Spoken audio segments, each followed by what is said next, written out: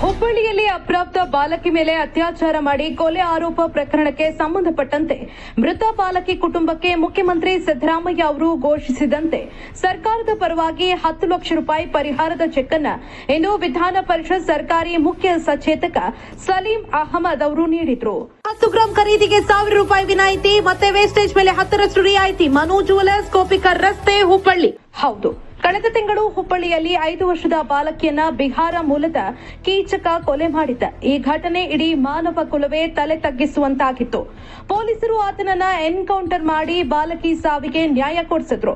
ಅದೇ ರೀತಿ ಮುಖ್ಯಮಂತ್ರಿ ಸಿದ್ದರಾಮಯ್ಯ ಅವರು ಮೃತ ಬಾಲಕಿ ಕುಟುಂಬಕ್ಕೆ 10 ಲಕ್ಷ ರೂಪಾಯಿ ಹಣ ನೀಡುತ್ತೇವೆ ಅಂತ ಹೇಳಿದ್ರು.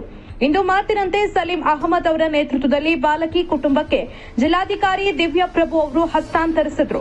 ಇನ್ನು ಬಾಲಕಿ ವಿಚಾರದಲ್ಲಿ ಕೊಟ್ಟ ಮಾತಿನಂತೆ ನಡ್ಕೊಂಡ ಸರ್ಕಾರ ಅಷ್ಟೇ ಅಲ್ಲದೆ ಹುಬ್ಬಳ್ಳಿಯ ಅಚ್ಚವ್ವನ ಕಾಲೋನಿಯಲ್ಲಿ ಸಿಲಿಂಡರ್ ಬ್ಲಾಸ್ಟ್ ಆಗಿ ಮೃತಪಟ್ಟ ಅಯ್ಯಪ್ಪ ಮಾಲಾಧಾರಿಗಳಿಗೂ ಕೂಡ ಪರಿಹಾರ ಧನ ನೀಡುವುದಾಗಿ ಹೇಳಿದ್ದಾರೆ.